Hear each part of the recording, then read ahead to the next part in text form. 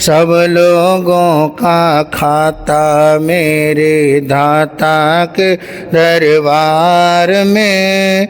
सब लोगों का खाता, जो कोई जैसी करनी करता वैसा ही फल पाता मेरे दाता के दरबार में। सब लोगों का खाता मेरे दाता के दरबार में। सब लोगों का, क्या साधु क्या संत गृहस्थी, क्या राजा क्या रानी। क्या साधु क्या संत गृहस्थी, क्या राजा क्या रानी। प्रभु की पुस्तक में लिखी है सबकी कर्म कहानी। प्रभु की पुस्तक में लिखी है सबकी कर्म कहानी। अंतर्यामी अंदर बैठा सबका हिसाब लगाता मेरे दाता के दरबार में। सब लोगों का खाता मेरे दाता हर में। सब लोगों का खाता, बड़े बड़े कानून प्रभु के, बड़ी बड़ी मर्यादा। बड़े बड़े कानून प्रभु के, बड़ी बड़ी मर्यादा। किसी को कौड़ी कम नहीं मिलती, मिले न पाई ज़्यादा। किसी को कौड़ी कम नहीं मिलती, मिले न पाई। इसीलिए वो इस दुनिया का जगतपति कहलाता मेरी दाता के दरबार में। सब लोगों का खाता मेरे दाता के दरबार में। सब लोगों, जो कोई जैसे करनी करता वैसा ही फल पाता मेरे दाता के दरबार में। सब लोगों का खाता मेरे दाता के दरबार में। चले न उसके आगे रिश्वत, चले नहीं चालाकी। चले न उसके आगे रिश्वत, चले नहीं चालाकी। उसकी लेने देने के बंदे रीति बड़ी बाकी। उसके लेने देने के बंदे रीति बड़ी बाकी। समझदार तो चुपे रहता, मूर्ख शोर मचाता मेरे दाता के दरबार में। सब लोगों का खाता मेरे दाता के दरबार में। उज्जल करनी कर ले बंदे, कर्म न करियो काला। उज्जल करनी कर ले बंदे, लाख आँख से देख रहा है तुझे देखने वाला। लाख आँख से देख रहा है तुझे देखने वाला। उसकी तेज नजर से बंदे कोई नहीं बच पाया मेरे दाता के दरबार में। सब लोगों का खाता मेरे दाता के दरबार में। जो कोई जैसे करनी करता वैसा ही फल पाता मेरे दाता के दरबार में सब लोगों का खाता मेरे दाता दरबार में सब लोगों का है समय नदी की धार के समय सब बह जाया करते हैं है समय बड़ा तूफान पर्वत झुक जाया करते अक्सर दुनिया के लोग समय में चक्कर खाया करते हैं लेकिन कुछ ऐसे होते जो इतिहास बनाए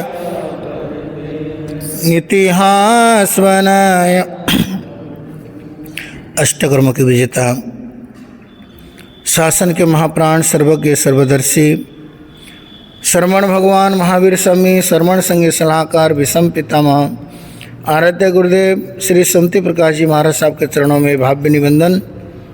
अत्र विराजमान पूज्य गुरुदेव के पावन श्री चरण कमलों में सत सत नमन। धर्म सभा में उपस्थित धर्म प्रेमी बंधुओं, ममतामयी माताओं एवं बहनों, एक राजमहल के मुंडेर पर दो कबूतर बैठे हुए थे और दो कबूतर अपनी मस्ती में मस्त थे और उसी राजमहल में किसी व्यक्ति को लेने के लिए यमदूत उसी रास्ते से जा रहा था और जैसे ही यमदूत ने उन कबूतर को देखा, उनमें से एक कबूतर को देख करके जोर जोर से यमदूत हंसने लगा। यमदूत तो राजमहल में चला गया किसी को लेने के लिए। इतना में एक कबूतर दूसरे कबूतर से पूछता है कि यमदूत लगता है वो मुझे देख करके इतना क्यों हंसने लगा। उसने मुझे देखा और देख करके एकदम से हंस हंस के वो राजमहल के अंदर चला गया। तो दूसरा कबूतर कहने लगा, तेरे को देख के हंसा, इसका मतलब है अब तो वो राजमहल में किसी को लेने के लिए गया है, अगली बारी तेरी हो सकती है। इसलिए उस कबूतर ने कहा, भाई तेरे को देख करके यमदूत हंसा है, इसका मतलब अभी तो वो किसी व्यक्ति को लेने के लिए चला गया है, अब तो वहाँ पे बिजी है। तो ऐसा कर, यहाँ से उड़ कर के इतना दूर चला जा, इतना दूर चला जा, वहाँ तक आने में यमदूत को देर लग सके। उस कबूतर ने कहा, भाई देर मत कर, इसी वक्त तो उड़ जा, इतनी दूर चला जाना जंगल में, इतने दूर जंगल में चला जाना कि वहाँ तक यमदूत को आने में कई समय लग जाए। उस कबूतर ने दूसरे कबूतर को उड़ा दिया। अब जैसे यमदूत राजमहल में चला गया और जिस व्यक्ति को उठाना था उसने उठा लिया, और जैसे उसी रास्ते से जा रहा था फिर से कबूतर को देखा और देख करके उस कबूतर के ऊपर हंसने लगा।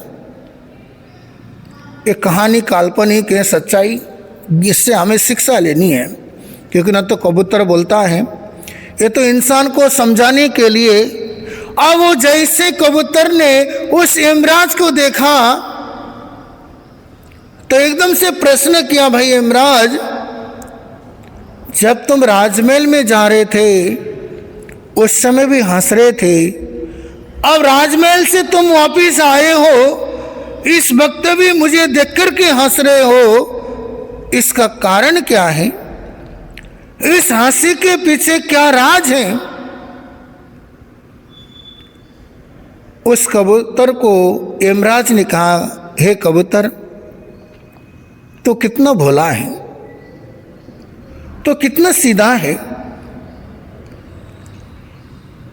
जब मैं राजमहल में जा रहा था किसी व्यक्ति को लेने के लिए, उस समय तुमने अपने साथी कबूतर को उड़ा दिया। इतने बियावान जंगल में तूने उसको भेजा कि मैं पकड़ न पाऊं। इस बात के लिए हंसी आई मुझे कि पहले अरे इसका तो वक्त आया है, लेकिन यहाँ पे हंसी मजाक कर रहा है, गुटरगू कर रहा है, आपस में खूब मस्तियां कर रहे हैं, इसलिए मैंने हंसा। अरे अब इसकी मौत की बारी है, यहाँ इतना खुशियां मना रहा है। जब मैं राजमहल में जा रहा था उस समय उसकी खुशी को देख के हंसा। अरे अब तो मौत की बारी आ चुकी है, ये इतना खुश है, इतना प्रसन्न है, इसको पता ही नहीं है कि अब जाने की बारी मेरी है। यमराज भाई जब वापिस आए, इस हंसी का राज क्या है? इस बात तुम्हें देख करके मुझे हंसी आई। वो कैसे? उसी को तुमने तो उड़ाया ना यहाँ से? बोले हाँ मैंने उड़ाया, उसको मैंने इतने दूर भेजा है जंगल में। उस समय यमराज कहता रे नादान, इतने दूर उसको भेजा तुमने, अरे उसकी मौत ये राजमहल में तो था ही नहीं। अरे तूने उसको इतने दूर भेजा, इतने दूर भेजा, लेकिन हे कबूतर, उसकी मौत इस राजमहल के मुंडेर में नहीं है। अरे उसकी मौत तो उसी बियावान जंगल के अंदर ही लिखी हुई थी। अरे क्यों कष्ट करके इतना दूर बेचारे को भगाया? अरे उसकी मौत तो वहीं लिखा हुआ था, वो राजमहल के मुंडेर में तो उसकी मौत थी नहीं, उसको तो उसी जंगल में उसको मर जाना था। इसलिए हे कबूतर, मेरे जो रास्ता है बड़ा आसान तूने कर दिया, क्योंकि उसको मौत उसी जगह पर लिखी हुई थी। जिंदगी मौत की अमानत है बंधुओं, जिंदगी मौत की अमानत है। बंधुओं, दुनिया में अगर सबसे बड़ा सत्य कुछ है, मरना है, मौत है, ये सबसे बड़ा सत्य है। 7 तरह के भय बताए भगवान महावीर ने। बंधु, उन 7 प्रकार के डर में, 7 प्रकार के भय में अगर सबसे बड़ा कोई डर है, किस चीज का बंगा वालों? मरण भय कि मौत का डर। बंधु, मौत के डर से बड़ा दुनिया में कोई दूसरा डर नहीं है। बंधु, अगर किसी को पता चल जाए कि मेरी मौत फलाने दिन आने वाली है, बंधु, इंसान का ना तो खाने में मन लगेगा, ना पीने में मन लगेगा। बंधु, हमेशा परेशान रहेगा कि मुझे मरना है और मुझे इस दुनिया से जाना है। इसलिए दुनिया में सबसे बड़ा अगर कोई डर है, दुनिया का सबसे बड़ा कोई भय है, मौत से बढ़कर के डर, मौत से बढ़कर के भय इस दुनिया में कुछ भी नहीं है। इंसान पाप कर्म क्यों करता है? हिंसा के रास्ते पर क्यों बढ़ता है? क्योंकि इंसान भूल जाता है कि मुझे मरना है, मुझे इस दुनिया से चले जाना है। बंधु, जो ये डर भूल जाता है कि मुझे इस दुनिया से जाना है, बंधु, वो इंसान कभी पाप कर्म नहीं कर सकता है, बुरे रास्ते पर इंसान चल नहीं सकता है। इसलिए यहाँ तक कि क्रांतिकारी जैन संत श्री तरुण सागर जी महाराज अपने जमाने के बड़े धुरंधर संत हुए। जितना उन्होंने भारत देश में जैन धर्म का प्रचार किया, देश दुनिया तक जैन धर्म को ले गए, शायद ही कोई दूसरा संत इतना प्रचार किया हो। आज जब जैन संत की बात चलती है तो हर किसी के जमाने में कड़वे प्रवचन वाले महाराज, क्योंकि इन्होंने इतनी प्रभावना की है, इसलिए उनका योगदान क्या है, जिन शासन कभी भूल नहीं सकता है। उन तरुण सागर जी महाराज ने कहा, शमशान जो घाट है, गांव के शहर के बाहर नहीं, शहर के व्यस्ततम चौराहे के अंदर शमशान घाट होना चाहिए, जहां पे चीता जलाया जाता हो। शमशान घाट शहर के बाहर नहीं, शहर के सबसे व्यस्ततम चौराहे में होना चाहिए। वो इसलिए होना चाहिए, जब इंसान वहां से गुजरे, जलती हुई लाशों को देखे, वहां पे पड़ी हुई लाशों को देखे, वो जलती हुई चिता को देख के इंसान को जीने का ढंग आ जाए। जलती हुई जब चिता को इंसान देखेगा, इंसान सोचेगा, अरे मेरे को भी कल यहीं आके मरना है, इसी जगह मुझे भी जलाया जाएगा, इसी जगह मुझे भी दफनाया जाएगा। इसलिए कहते हैं, अपने जीवन में वैराग्य लाना चाहते हैं, एक बार शमशान घाट में जरूर जाके आना चाहिए। बंधु, संतों के प्रवचन सुन के वैराग्य आए या ना आए, शमशान घाट और हॉस्पिटल में जाओ तो वैराग्य आ जाता है। मैंने प्रैक्टिकल अनुभव किया। बंधु, जब हम हॉस्पिटल में जाते हैं, बंधु वहां बीमारियों को देखते हैं, उस समय रूह कांपने लग जाती हैं। बंधु, ऐसी ऐसी बीमारियां शरीर के अंदर। बंधु, कभी पीजीआई घूम के आना चंडीगढ़ में, तुम्हें वैराग्य नहीं आए तो कहना।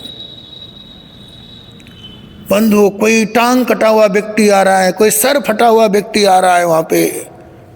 बंधु, ऐसे बड़े बड़े हॉस्पिटल में जाओ, बंधु वैराग्य आ जाता है। अरे दुनिया में देखो कैसी कैसी अनहोनी घटनाएं हैं।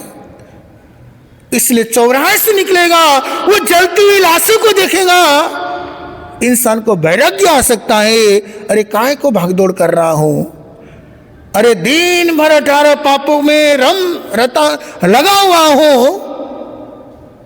बंधु, जब इंसान जलती हुई चिता को देखता है, इंसान की उस बीमारियों को देखता है, इंसान सोचता है, अरे आज तो मेरे सही सलामत हूं, शरीर में बीमारियां भी नहीं है। बंधु, जिंदगी का कोई भरोसा नहीं है। बंधु, किस वक्त क्या हो जाए,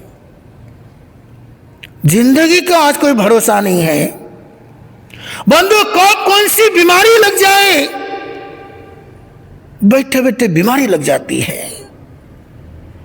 स्वस्थ आदमी है, रोज 2 घंटे जिम में एक्सरसाइज करके आता है, बंधु उसी व्यक्ति का हार्ट फेल होकर मर भी जाता है।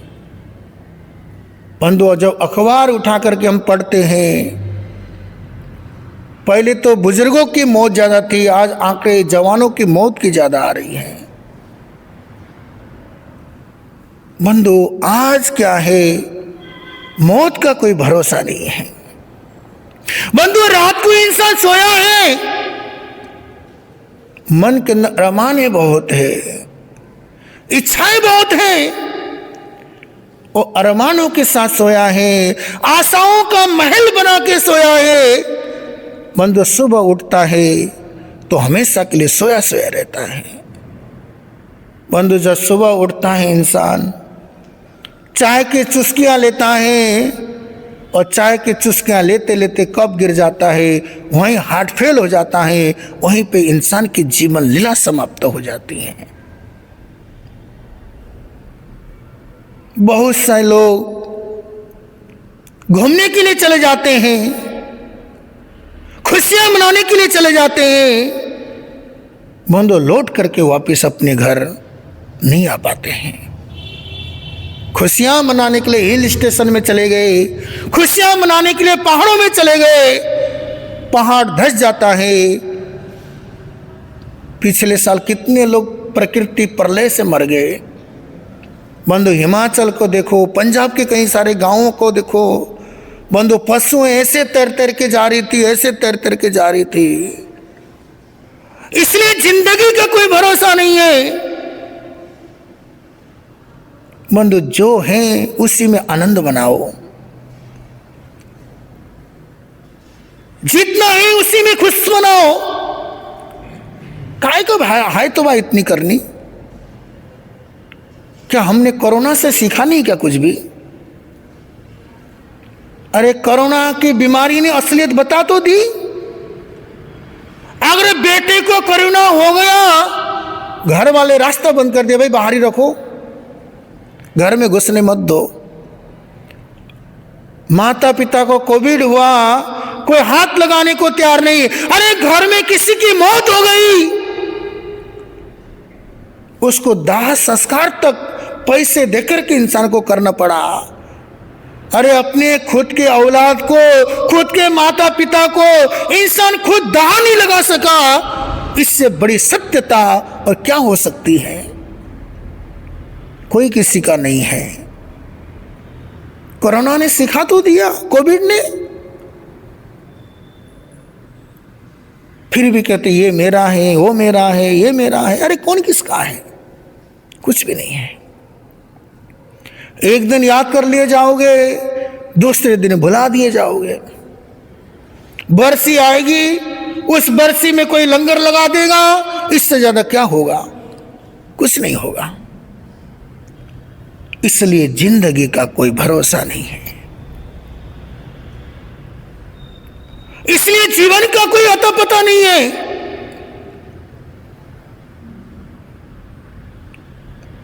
बंधु चलते चलते हार्ट फेल हो गया, वहीं इंसान गिर गया। खाना खाते खाते वहीं पे इंसान का हार्ट फेल हो गया, वहीं पे उसकी जीवन लीला समाप्त हो गई। इसलिए दुनिया में सबसे बड़ा सत्य है, मौत से बढ़कर के सत्य इस दुनिया में कुछ भी नहीं है। डोली और अर्थी में क्या फर्क है? एक चौराहे पर एक डोली और अर्थी का सामना हुआ। एक तरफ से डोली आ रही है, एक तरफ से अर्थी आ रही है। जब दोनों का आमना सामना हुआ,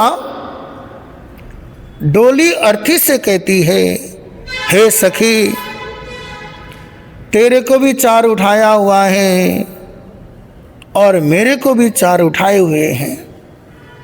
तेरे वाले भी रो रहे हैं और मेरे वाले भी रो रहे हैं। तेरे ऊपर भी कपड़ा ढका हुआ है, मेरे ऊपर भी कपड़े ढका हुआ है। तेरे में भी बैंडबाजे बज रहे हैं और मेरे में भी बैंडबाजे बज रहे हैं। हे सखी,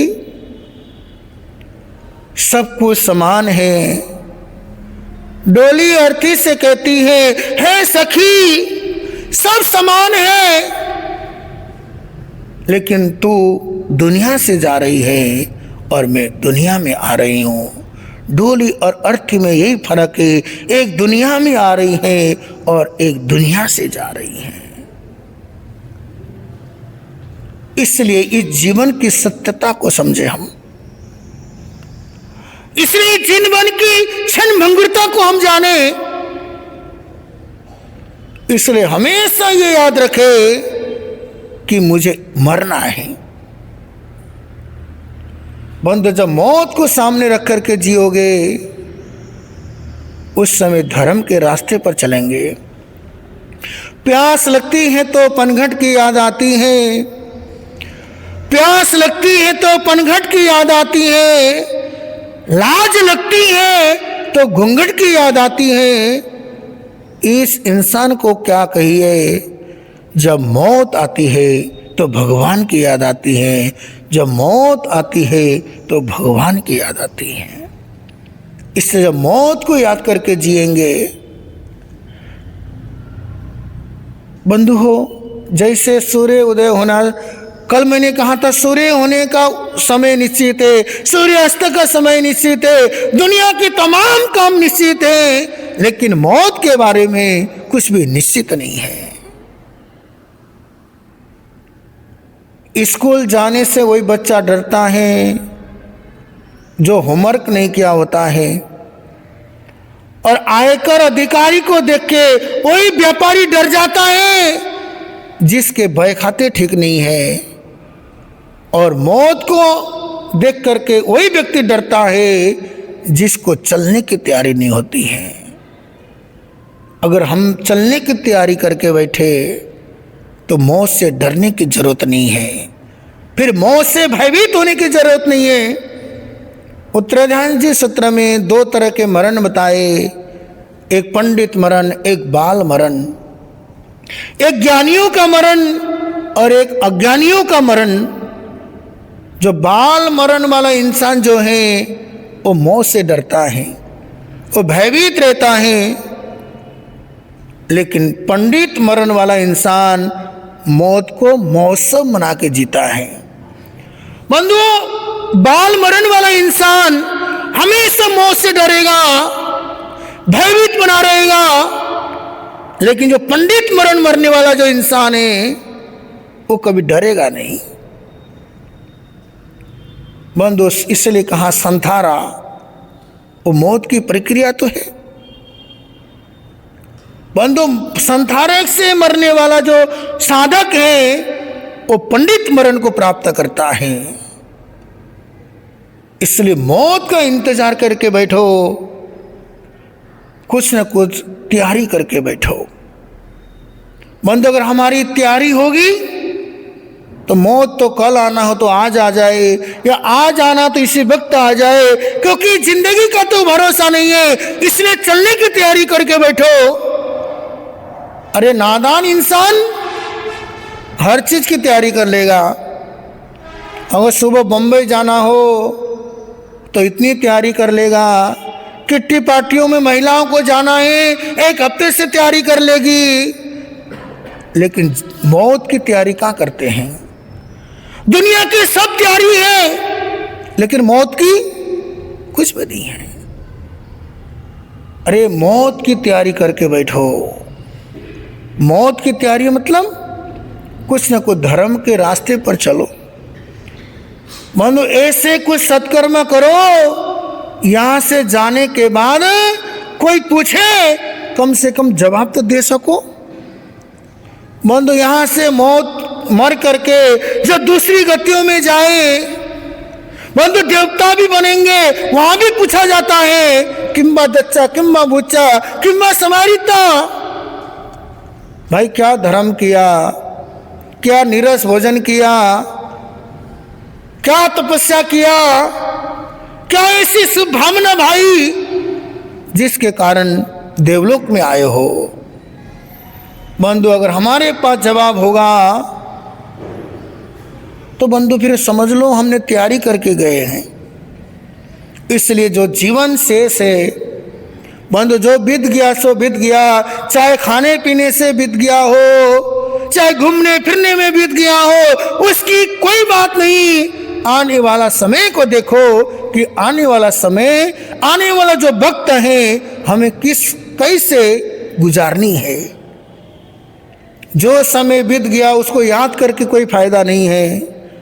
अब जो समय बचा हुआ है उस समय का सदुपयोग करें। जितना शेष जीवन है एक महोत्सव बना के जियो, कुछ न कुछ धर्म का सहारा लेकर के जियो। अगर हम धर्म के रास्ते पर, त्याग तपस्या के मार्ग पर अगर हम चलते रहेंगे तो बंधु यहाँ से जाएंगे तो कुछ न कुछ उत्तर देने के लायक बनेंगे। अगर ऐसे बनेंगे तो बंधु हमारा जो जीवन है सुखी रहेगा, अच्छा रहेगा। इसलिए दुनिया में सबसे बड़ा अगर कोई भय है वो मौत का भय है। दुनिया का सबसे बड़ा सत्य कुछ है तो मौत से बढ़कर के सत्य इस दुनिया में कुछ भी नहीं है। इसलिए ये जो जीवन है क्षणिक है, अल्प है, बंधु इस जीवन का कोई भरोसा नहीं है। इसलिए इस जीवन का सदुपयोग करें, कुछ न कुछ धर्म के रास्ते पर बढ़ करके, त्याग के मार्ग पर बढ़ करके इस जीवन का सदुपयोग करने का प्रयास करें। ऐसा करते हैं तो हमारा जीवन यहाँ भी सुखी होगा, आने वाला कल भी अच्छा रहेगा। इन्हीं शब्दों के साथ ओम अरहम।